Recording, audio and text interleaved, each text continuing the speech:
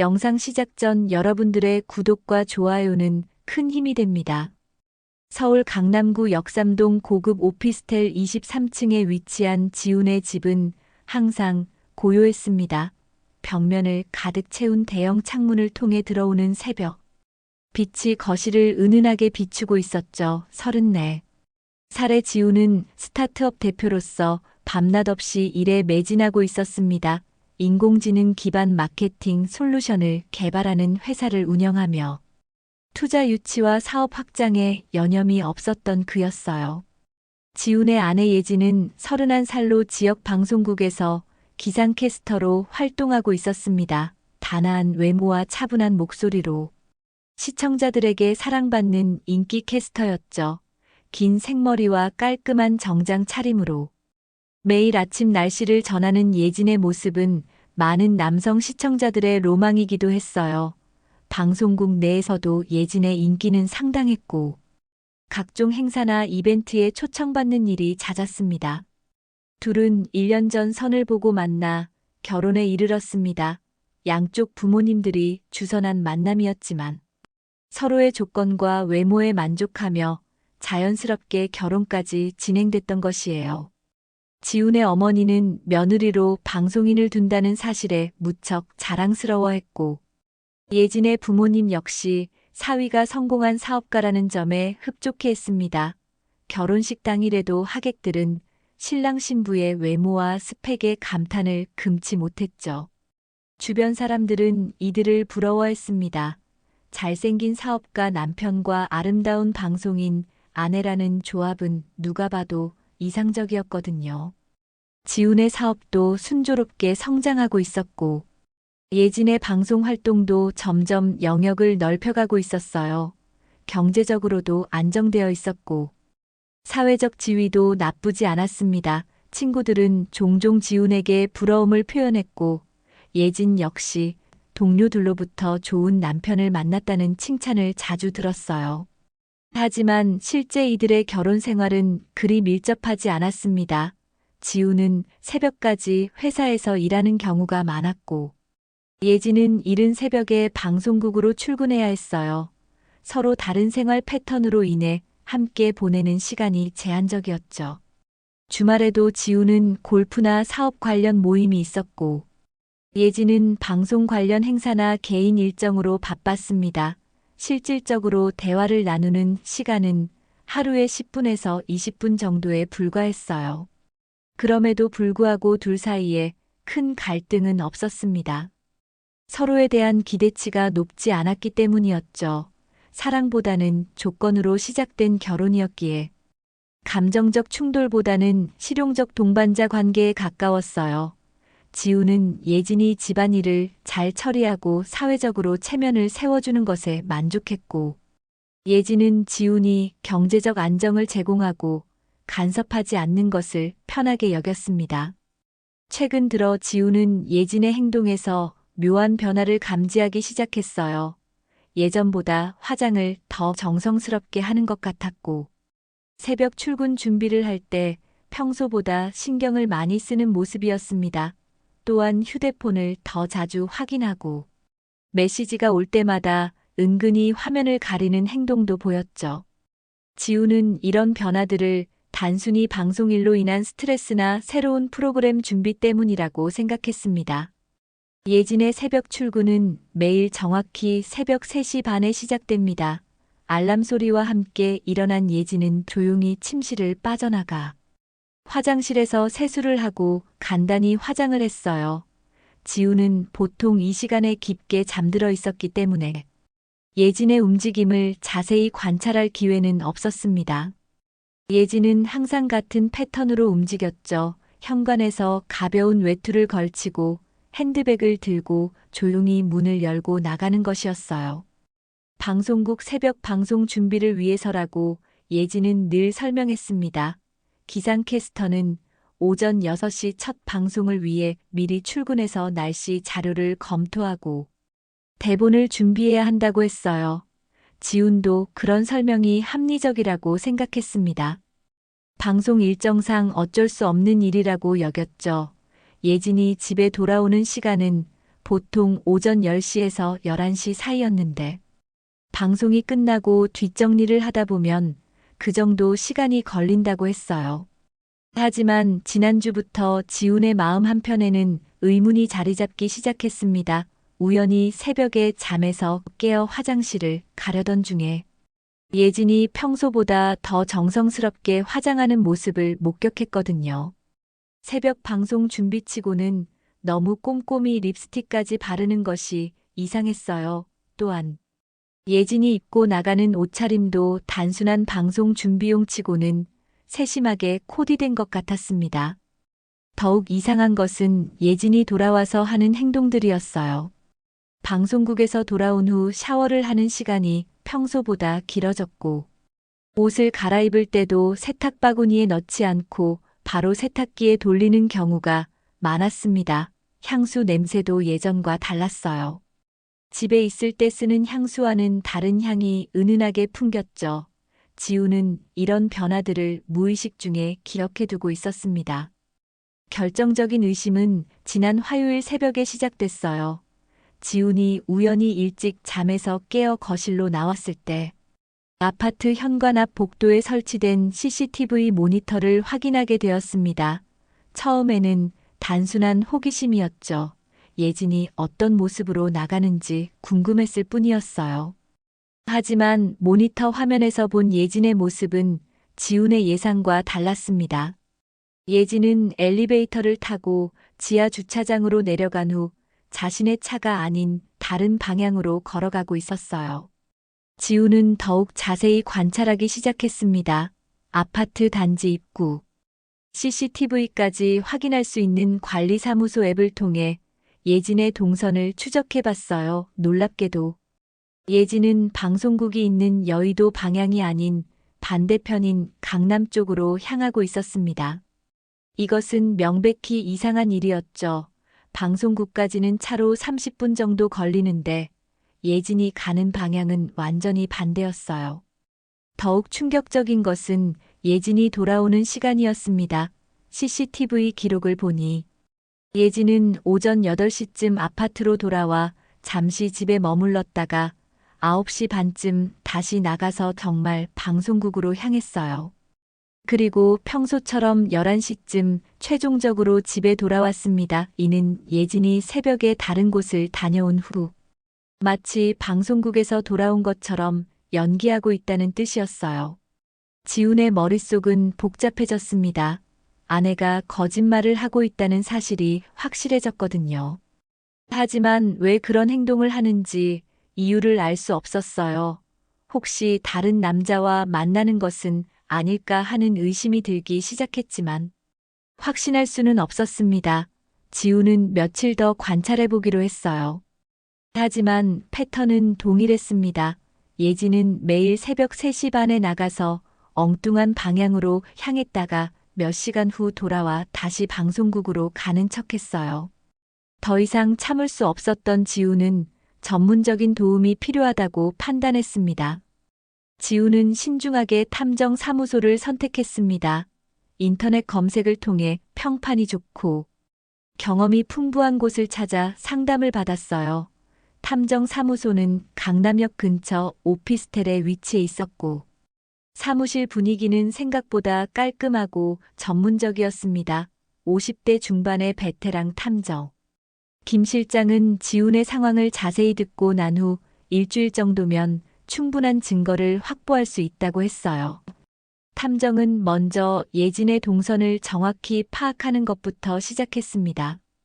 예진이 새벽에 향하는 곳이 정확히 어디인지 추적하는 것이 우선이었죠. 고성능 망원 렌즈가 장착된 카메라와 추적 장비를 이용해 은밀하게 뒤를 따랐어요. 첫날 추적 결과는 충격적이었습니다.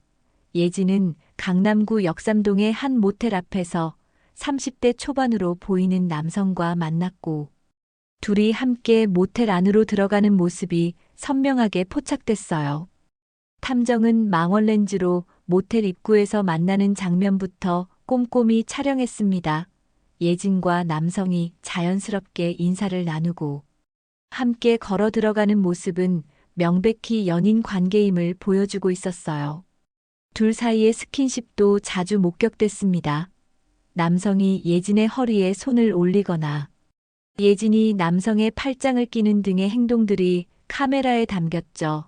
이런 행동들은 단순한 동료나 친구 사이에서는 볼 수 없는 친밀한 관계를 의미했어요. 더욱 놀라운 것은 모텔에서 나오는 시간이었습니다. 둘은 약 2시간 반 정도를 모텔에서 보낸 후 함께 나왔어요. 나올 때의 모습도 들어갈 때와 마찬가지로 다정했습니다. 예진의 머리가 약간 흐트러져 있었고 옷도 들어갈 때보다 구겨진 상태였죠. 남성은 예진을 자신의 차까지 배웅해주고 볼에 가벼운 키스를 한 후 헤어졌어요. 이 모든 장면이 생생하게 기록되었습니다. 탐정은 해당 남성의 신원도 파악했습니다. 차량 번호를 추적한 결과 그는 예진이 근무하는 방송국의 프로그램 제작팀 스태프인 정민이라는 것이 밝혀졌어요. 32살의 정민은 방송국에서 5년째 근무하고 있었고 주로 아침 프로그램 제작을 담당하고 있었습니다. 흥미롭게도 정민은 방송국 사장의 아들이기도 했어요. 이 사실은 나중에 더욱 중요한 의미를 갖게 될 것이었습니다. 이틀째 추적에서는 더욱 구체적인 증거들이 확보됐습니다. 예진과 정민은 모텔이 아닌 근처 카페에서 만나 오랜 시간 대화를 나눴어요. 카페 창가 자리에 앉은 둘의 모습을 망원 렌즈로 촬영한 결과 서로의 손을 잡고 있는 장면도 포착됐습니다. 대화하는 내내 웃음이 끊이지 않았고 때로는 진지한 표정으로 무언가를 논의하기도 했어요. 카페를 나온 후에는 근처 백화점에서 쇼핑을 하며 연인처럼 행동했습니다. 가장 결정적인 증거는 사흘째에 나왔습니다. 탐정이 예진의 방송국 내 동선까지 추적한 결과 놀라운 장면을 목격하게 됐어요. 방송국 내부의 비공개 공간인 편집실에서 예진과 정민이 껴안고 있는 모습이 포착된 것입니다. 편집실 창문 너머로 보인 둘의 모습은 명백한 불륜 관계임을 보여주고 있었어요. 정민은 예진의 어깨를 감싸고 있었고 예진은 정민의 가슴에 기대어 있었습니다. 더욱 충격적인 사실은 며칠 후 드러났습니다. 탐정이 예진의 스케줄을 더 면밀히 조사한 결과 지난달 예진이 방송국 출장이라며 1박 2일로 집을 비운 적이 있었는데 실제로는 정민과 함께 제주도 여행을 다녀온 것으로 확인됐어요. 호텔 예약 기록과 항공편, 탑승 기록을 통해 둘이 같은 일정으로 제주도에 머물렀다는 증거가 나왔습니다. 심지어 제주도 관광지에서 찍힌 사진들도 확보됐어요.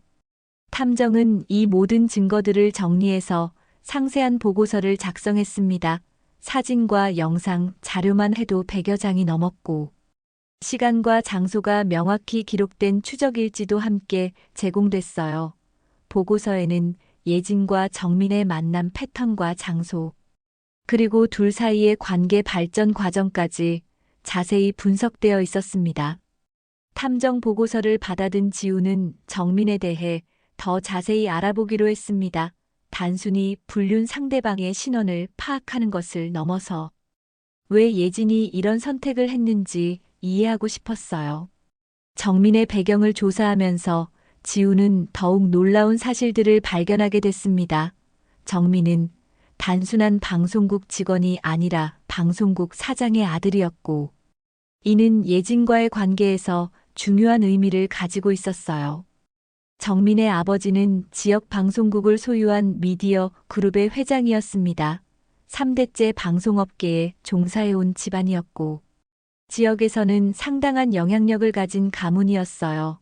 정민은 어려서부터 방송업계에서 자라났고 대학에서는 언론학을 전공했습니다. 졸업 후 바로 아버지 회사에 입사해 현재는 프로그램 제작팀에서 일하고 있었죠. 미래에는 당연히 회사를 이어받을 예정이었어요. 더욱 충격적인 사실은 정민과 예진의 과거 관계였습니다.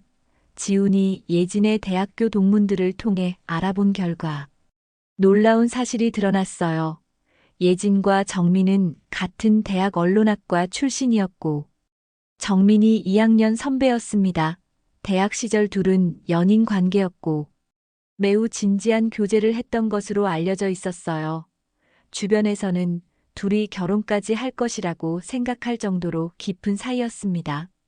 당시 예진은 정민을 통해 방송업계에 대한 꿈을 키웠고 정민 역시 예진의 아나운서 지망을 적극 지원했어요.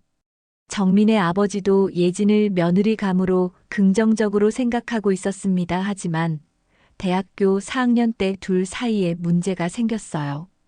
정민의 부모가 갑자기 결혼을 반대하기 시작한 것입니다. 정확한 이유는 알 수 없었지만 예진의 집안 배경이 정민 가문의 기대에 미치지 못한다는 것이 주된 이유였어요.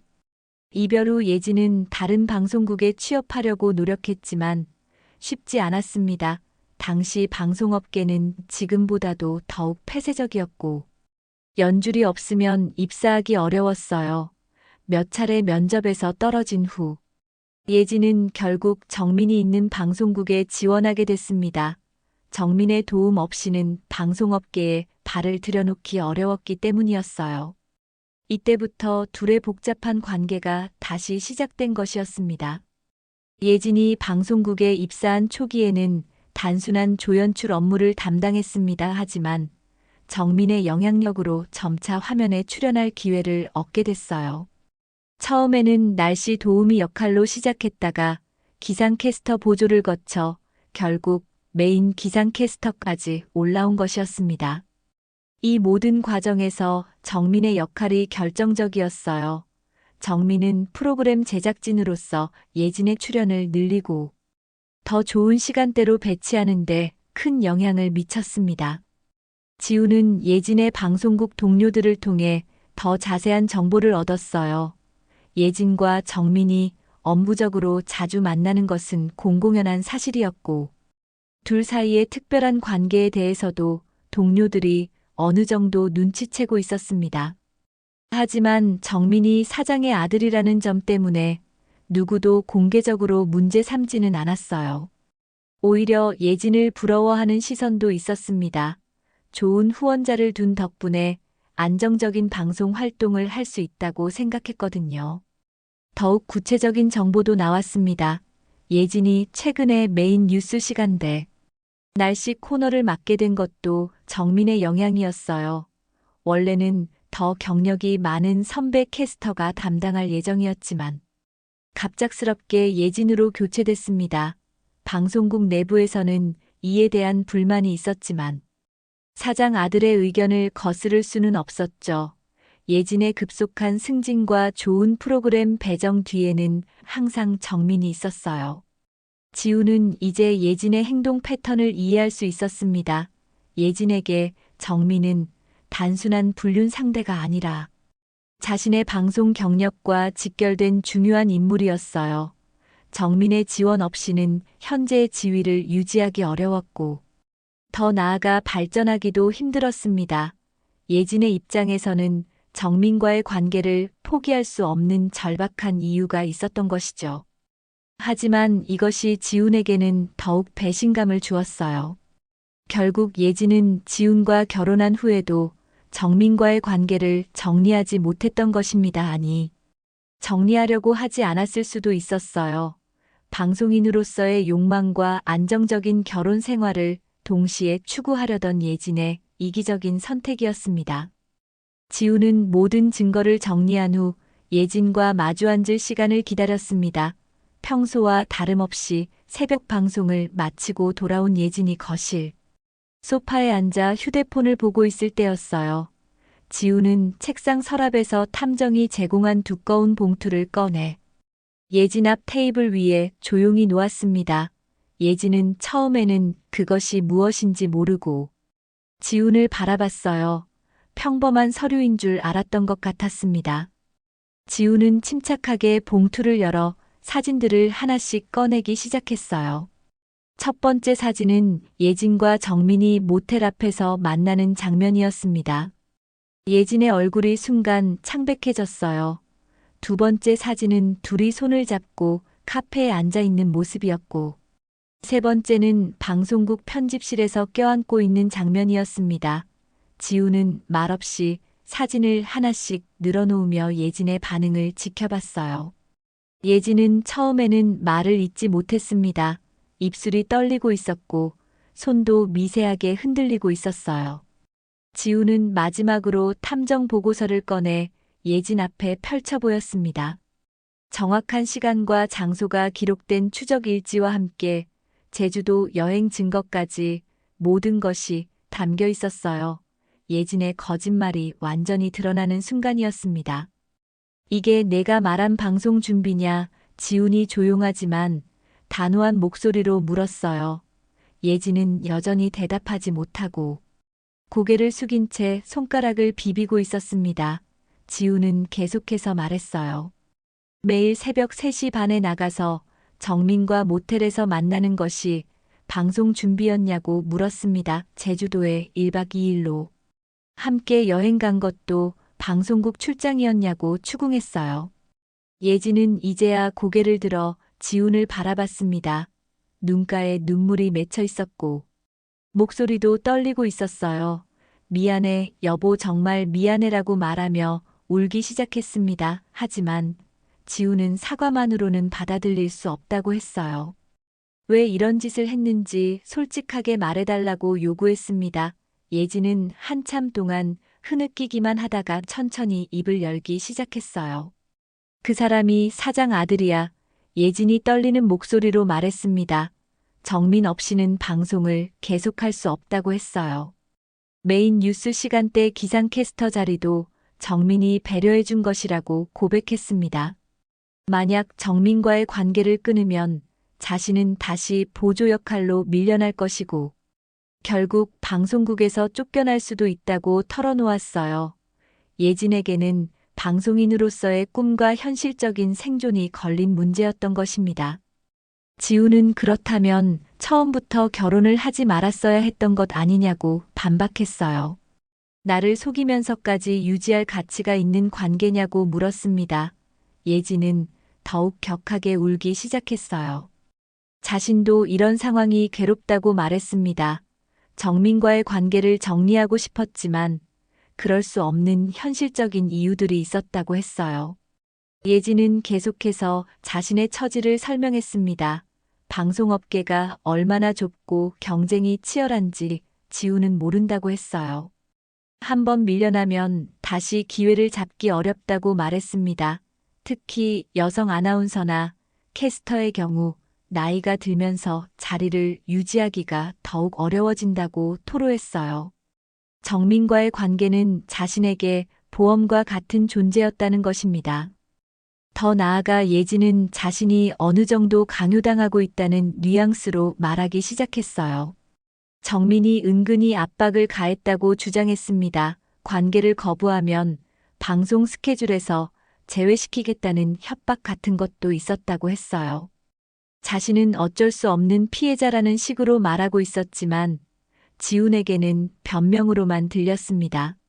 하지만 증거 사진들을 보면 예진이 마지못해 하는 것처럼 보이지 않았어요. 모텔에서 나올 때의 표정이나 카페에서 정민과 대화할 때의 모습은 오히려 행복해 보였습니다. 제주도 여행 사진들도 마찬가지였어요.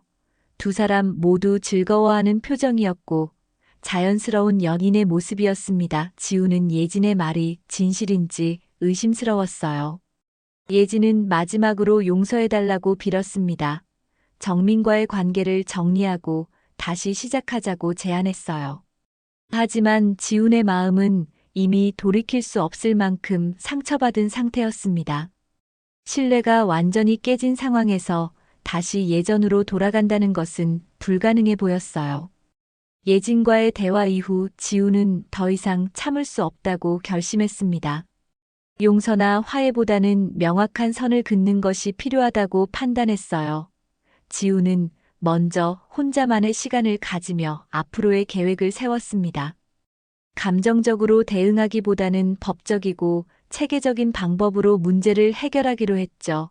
이혼과 위자료 청구, 그리고 상간자에 대한 법적 조치까지 모든 것을 검토했어요. 지우는 변호사 사무실을 찾았습니다. 가정법원 근처에 위치한 이혼 전문 변호사를 선택했고 상담을 통해 자신의 상황을 상세히 설명했어요. 탐정이 제공한 모든 증거 자료를 변호사에게 전달했습니다.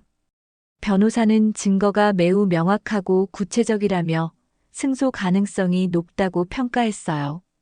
특히 사진과 영상 자료들이 결정적인 증거가 될 것이라고 했습니다. 이혼 소송 준비와 함께 지우는 정민을 상대로 한 상간자 소송도 동시에 진행하기로 했어요. 상간자 소송은 배우자와 부정행위를 한 제3자에게 정신적 피해에 대한 위자료를 청구하는 것이었습니다. 변호사는 확보된 증거들을 바탕으로 상당한 금액의 위자료를 받을 수 있을 것이라고 예상했어요. 정민이 방송국 사장의 아들이라는 점도 위자료 산정에 유리하게 작용할 것이라고 설명했습니다. 하지만 지훈의 계획은 여기서 끝나지 않았어요. 단순히 개인적인 복수에 그치지 않고 이 문제를 공론화하기로 결심했습니다. 방송국이라는 공적 기관에서 권력을 이용한 부적절한 관계가 이루어졌다는 점을 간과할 수 없었거든요. 지우는 방송통신위원회와 방송국 본사에 정식 민원을 제기하기로 했어요. 방송국에 제출할 민원서 작성에는 특별한 주의를 기울였습니다. 개인적인 감정보다는 객관적인 사실에 중점을 두었어요. 방송인의 품위 유지 의무 위반과 사장 아들의 지위를 이용한 인사청탁 의혹을 주요 내용으로 담았습니다. 또한 시청자들의 신뢰를 저버린 방송인으로서의 자질 문제도 지적했어요. 모든 내용에는 확실한 증거가 뒷받침되도록 구성했습니다. 지우는 또한 언론에도 이 사안을 제보하기로 마음먹었어요. 방송업계의 부조리와 권력형 비리를 고발하는 것이 공익에 도움이 될 것이라고 생각했습니다. 다만 무분별한 폭로보다는 신중하게 접근하기로 했어요. 먼저 방송국의 공식적인 대응을 지켜본 후 필요시 언론에 제보하는 단계적 전략을 세웠습니다. 변호사와 함께 모든 서류를 준비하는 데는 일주일이 걸렸어요. 이혼 소송 신청서와 상간자 소송 신청서, 그리고 방송국 민원서까지 완벽하게 준비했습니다. 증거 자료들도 법정에서 인정받을 수 있도록 공증을 받고 체계적으로 정리했어요. 탐정이 촬영한 사진과 영상들은 시간과 장소가 명확히 표시되도록 편집했습니다. 드디어 모든 법적 절차를 개시하는 날이 왔어요.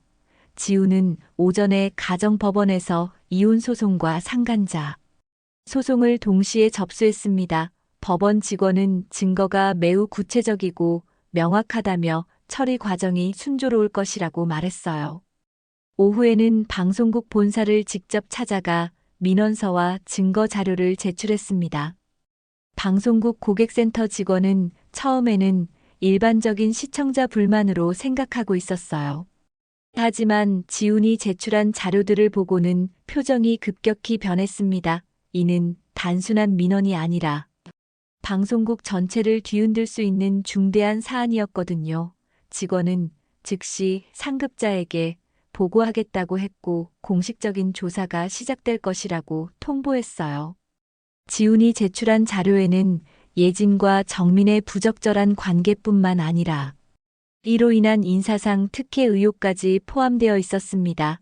예진이 메인 뉴스 시간대 기상캐스터로 발탁된 과정의 부당성과 정민의 권력, 남용 정황까지 상세히 기록되어 있었어요. 이는 방송국의 공정성과 신뢰성에 직접적인 타격을 가할 수 있는 심각한 문제였습니다. 소송 접수와 민원 제기를 마친 지우는 예상보다 후련한 기분을 느꼈어요. 분노와 배신감에 사로잡혀 있던 지난 몇 주와는 달리 이제는 명확한 목표와 계획이 있었습니다. 법적 절차를 통해 정당한 보상을 받고 동시에 이런 일이 다시 발생하지 않도록 경각심을 주는 것이 목표였어요. 방송국에 제출된 민원서는 즉시 경영진에게 보고됐습니다. 방송국 사장은 아들 정민과 관련된 심각한 의혹이 제기됐다는 보고를 받고 크게 당황했어요. 처음에는 단순한 루머나 악의적인 중상모략일 것이라고 생각했지만 지훈이 제출한 증거 자료들을 확인한 후에는 상황의 심각성을 깨달았습니다. 사진과 영상. 자료들이 너무나 명확하고 구체적이어서 부인할 수 없는 수준이었거든요. 방송국 법무팀은 긴급회의를 소집했습니다. 이 사안이 단순히 개인적인 불륜 문제가 아니라 방송국의 공신력과 직결된 중대한 사안이라고 판단했어요. 특히 사장의 아들이 직급을 이용해 여성 직원과 부적절한 관계를 맺고 인사에 개입했다는 의혹은 방송국 전체의 신뢰도를 크게 훼손할 수 있는 문제였습니다. 법무팀은 즉시 내부 조사에 착수하기로 결정했어요. 내부 조사팀이 구성되고 예진과 정민에 대한 조사가 시작됐습니다. 조사팀은 먼저 두 사람의 근무 기록과 방송 스케줄을 면밀히 검토했어요. 예진이 메인 뉴스 시간대로 승진한 과정과 정민의 개입 여부를 중점적으로 살펴봤습니다. 또한 다른 직원들에 대한 면담도 실시해 두 사람의 관계에 대한 증언을 수집했죠. 조사 과정에서 예진과 정민의 특별한 관계는 방송국 내에서 공공연한 비밀이었다는 사실이 드러났어요. 조사 결과가 나오기 전까지 방송국은 예진과 정민을 업무에서 배제하기로 했습니다. 예진은 메인 뉴스 기상 코너에서 즉시 하차됐고 정민도 프로그램 제작팀에서 대기 발령을 받았어요. 갑작스러운 교체로 인해 방송 스케줄에 차질이 생겼지만 방송국으로서는 어쩔 수 없는 선택이었습니다. 시청자들에게는 개인 사정으로 인한 일시적 교체라고 공지했지만 업계 내에서는 금세 소문이 퍼지기 시작했어요. 문제는 여기서 그치지 않았습니다. 지훈이 제기한 법적 소송 내용이 언론에 흘러나가기 시작했어요. 처음에는 업계 전문지에서 작은 기사로 다뤄졌지만 점차 일반 언론으로 확산됐습니다. 방송인의 불륜 스캔들에 권력형 비리까지 더해진 이 사건은 언론에 큰 관심을 끌었어요. 특히 지역 방송국 사장 아들의 특권 남용이라는 프레임으로 보도되면서 사회적 이슈로 부각됐습니다. 언론 보도가 시작되자 방송국에는 시청자들의 항의가 쏟아지기 시작했어요. 시청자 게시판과 고객센터 전화는 불만과 비판으로 가득했습니다. 많은 시청자들이 방송국의 도덕적 해이와 공정성 문제를 지적했어요. 광고주들도 우려를 표명하기 시작했고 일부는 광고 집행을 재검토하겠다고 통보해왔습니다. 방송국의 이미지와 신뢰도가 급격히 추락하고 있었어요. 방송통신위원회에서도 공식적인 조사에 착수했습니다. 방송사업자로서의 품위 유지, 의무 위반과 공정한 방송환경 조성, 의무 위반 가능성을 검토하기 시작했어요.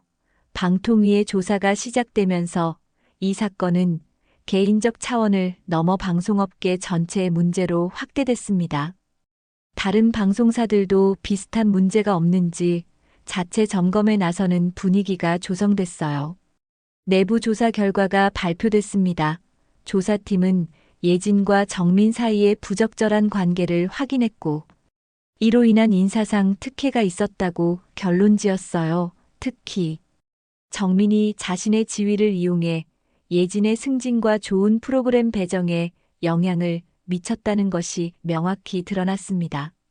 이는 방송국의 공정한 인사 원칙을 위반한 중대한 문제였어요. 조사팀은 엄중한 징계가 필요하다고 권고했습니다. 방송국 이사회는 긴급 회의를 열어 대응 방안을 논의했습니다. 이미 언론과 여론의 비판이 거세진 상황에서 솜방망이 처벌로는 사태를 진정시킬 수 없다고 판단했어요. 이사회는 예진과 정민에게 중징계를 내리기로 결정했습니다. 예진은 해고 조치됐고 정민도 무기한 정직 처분을 받았어요. 실질적으로는 둘 다 방송국을 떠나야 하는 상황이 됐습니다. 가장 충격적인 것은 방송국 사장의 사임 발표였어요. 아들의 잘못으로 인해 방송국 전체가 큰 타격을 받은 책임을 지고 사장이 자진 사임한 것입니다. 사장은 공식 사과문을 통해 시청자들과 직원들에게 깊은 사과의 뜻을 표했어요. 또한 재발 방지를 위한 강력한 내부 개혁을 약속했습니다. 하지만 이미 실추된 신뢰를 회복하기에는 역부족이었어요. 정민은 아버지의 사임 이후 더 이상 방송국에 머물 수 없게 됐습니다. 무기한 정직이라고는 했지만 실질적으로는 퇴사나 다름없었어요. 방송업계에서의 그의 미래도 불투명해졌습니다. 이 사건으로 인해 업계 내에서 그의 평판이 완전히 실추됐거든요. 예진 역시 해고 후 다른 방송사 취업이 사실상 불가능해진 상태였습니다. 모든 법적 절차가 마무리되기까지는 석 달이 걸렸습니다. 가정법원에서는 지훈에게 유리한 판결이 내려졌어요. 예진의 불륜이 명확히 인정됐고 이혼 사유로 충분하다고 판단됐습니다. 위자료 역시 지훈이 요구한 금액이 거의 그대로 인정됐죠. 상간자 소송에서도 정민에게 상당한 금액의 손해배상 책임이 인정됐어요. 변호사는 이례적으로 명확한 승소라고 평가했습니다.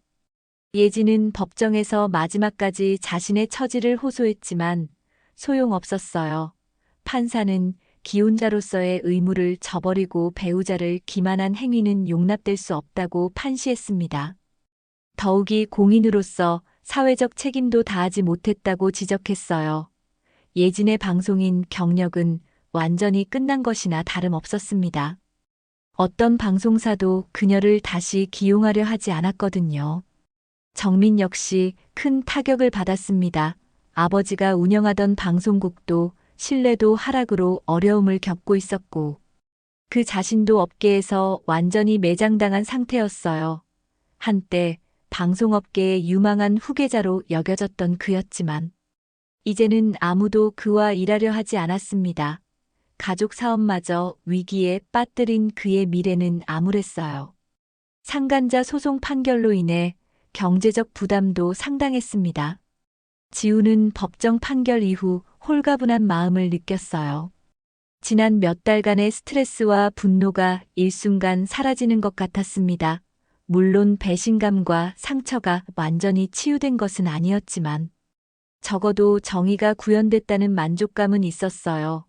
무엇보다 진실이 밝혀지고 잘못한 사람들이 그에 상응하는 대가를 치렀다는 점에서 의미가 있었습니다. 하지만 지훈에게 더 중요한 것은 이 경험을 통해 얻은 교훈이었어요. 겉으로 보기에 완벽해 보였던 자신의 결혼이 실제로는 얼마나 허약한 기반 위에 세워져 있었는지 깨달았습니다. 사랑이 아닌 조건으로 맺어진 관계의 한계를 뼈저리게 느꼈어요. 서로에 대한 진정한 관심과 애정 없이는 어떤 관계도 지속될 수 없다는 것을 배웠습니다.